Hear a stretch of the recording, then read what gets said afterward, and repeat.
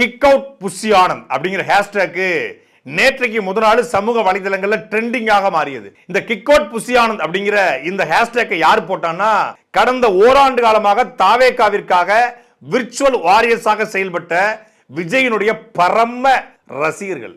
இந்த ரசிகர்கள் தான் புஷி ஆனந்த கொண்டாடுறாங்க. இந்த ரசிகர்கள் தான் இப்போ கிக் அவுட் புஷி ஆனந்த் அப்படிங்கிற இந்த ஹேஷ்டேக்கை போட ஆரம்பிச்சிருக்காங்க.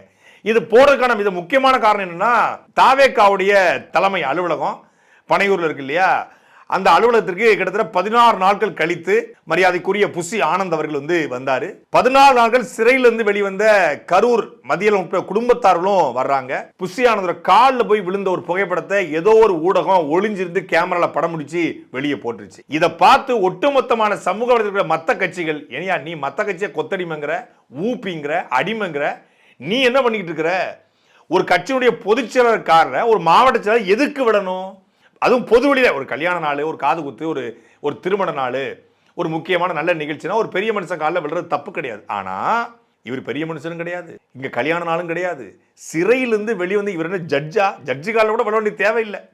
வழக்கறிஞரா? வழக்கறிஞர் காலில் கூட விழ வேண்டிய தேவையில்லை. அவங்களுக்கு ஃபீஸ் கொடுத்தா போதும். ஆனா இவரு காலில் விழுந்தது தான் ஒட்டுமொத்தமான இந்த தாவேகாவோட விர்ச்சுவல் வாரியர் ட்ரிகர் ஆனதுக்கான காரணம். ஏன் விடணும்? அப்ப இது வரைக்கும் மண்டைக்குள்ள ஒழிச்சுக்கிட்டு இருந்த மணியை மொத்தமா இறக்க ஆரம்பிச்சிட்டாங்க.